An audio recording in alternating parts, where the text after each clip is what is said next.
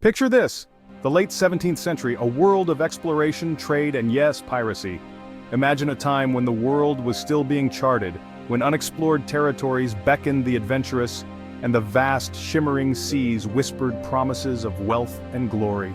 This was a time of grand ships and grander dreams, where the line between hero and villain was as mutable as the ever-changing tides. The 17th and early 18th centuries were a period of intense maritime activity. Trade routes were the arteries of burgeoning empires, pulsating with the flow of goods, gold, and glory. The Caribbean Sea, with its labyrinth of islands and treacherous reefs, became the beating heart of this global exchange. But as in any era of wealth and opportunity, there were those who sought to claim their share by any means necessary. Enter the pirates. These were not the fantastical figures of modern myth, but real men and women who lived, fought, and often died in the pursuit of fortune. Yet piracy wasn't born in a vacuum. It was a product of its time, shaped by the complex interplay of global politics, economics, and human ambition. Europe's major powers were locked in a ceaseless dance of war and peace, their rivalries echoing across the world's oceans.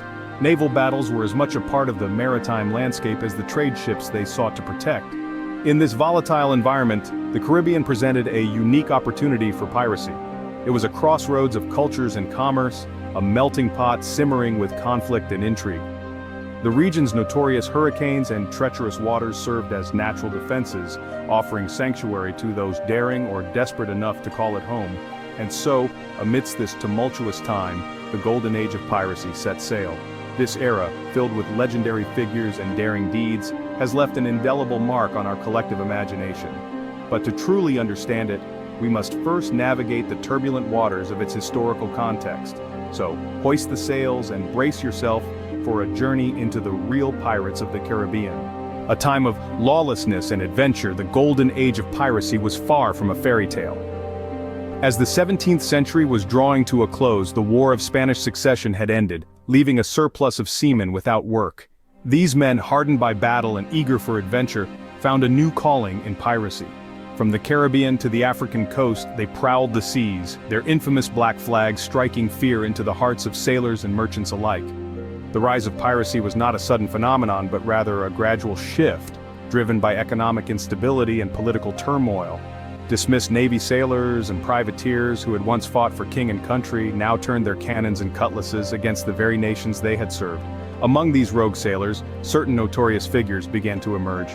Men such as Edward Teach, more commonly known as Blackbeard, with his fearsome appearance and ruthless tactics became the stuff of legends.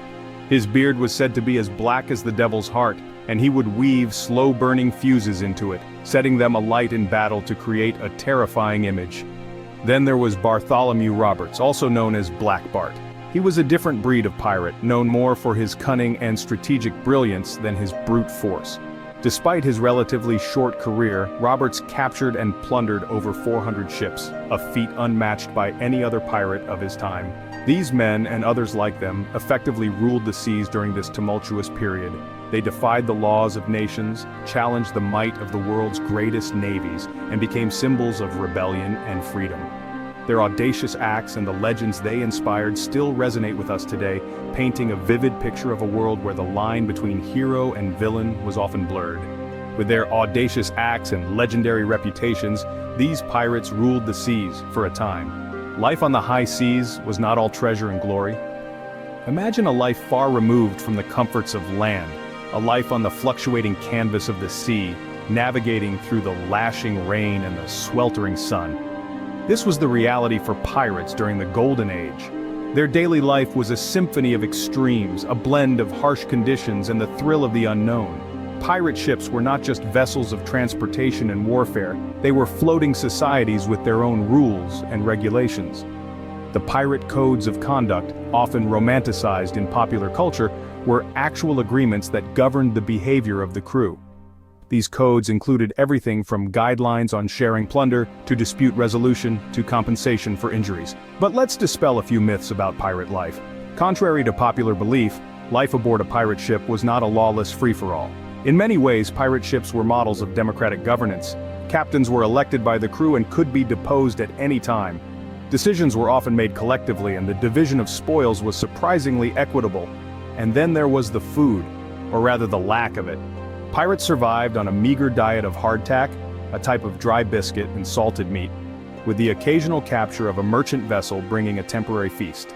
Scurvy, a disease caused by a lack of vitamin C, was a common affliction, and medical care was rudimentary at best. Yet it wasn't all grim. There were moments of camaraderie and celebration, songs sung under a starlit sky, and the thrill of spotting a potential prize on the horizon.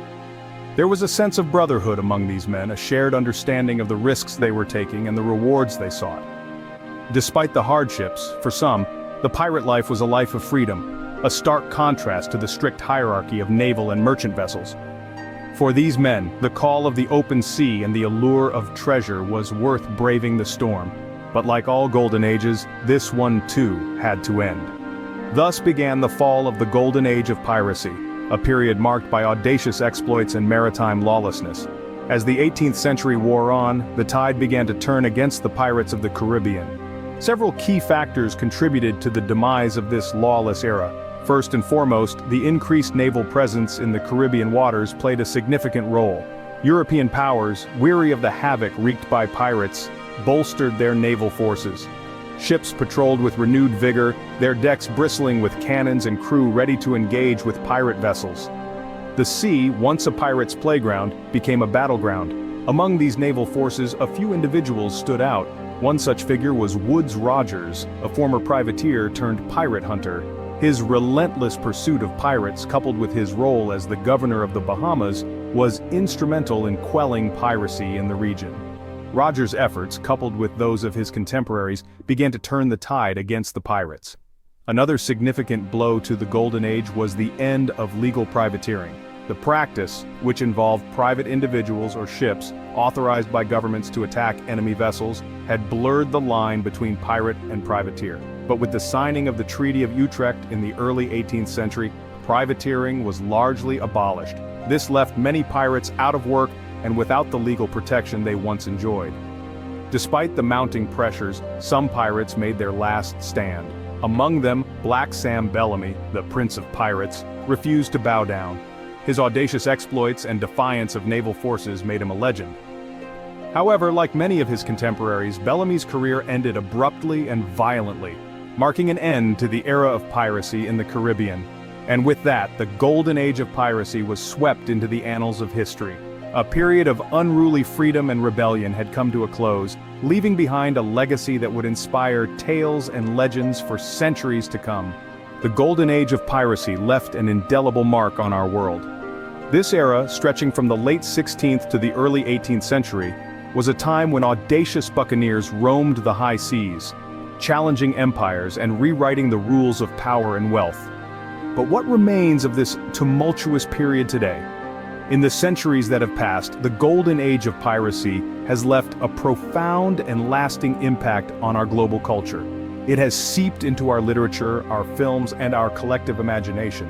When you think of pirates, you're likely picturing the swashbuckling figures of this era. You're seeing the flamboyant outfits, hearing the boisterous sea shanties, and feeling the thrilling danger of a life lived on the edge of society.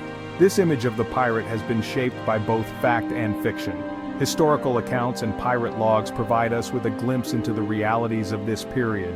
We learn about the harsh conditions, the battles fought, and the codes of conduct that governed pirate life. At the same time, fictional works from Robert Louis Stevenson's Treasure Island to the blockbuster Pirates of the Caribbean series have embellished and romanticized these realities, creating the iconic pirate archetype we know and love today.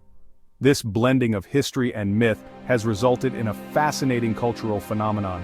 The pirates of the Golden Age have become larger than life, evolving from criminals and outcasts to symbols of freedom and rebellion. They represent a time when ordinary people could defy the established order, seize their destiny, and write their own stories. But perhaps the most significant legacy of the Golden Age of piracy is the way it continues to inspire us. It reminds us of the human capacity for adventure, resilience, and defiance in the face of adversity. It shows us that even in the most challenging circumstances, there is room for courage, camaraderie, and a dash of audacity.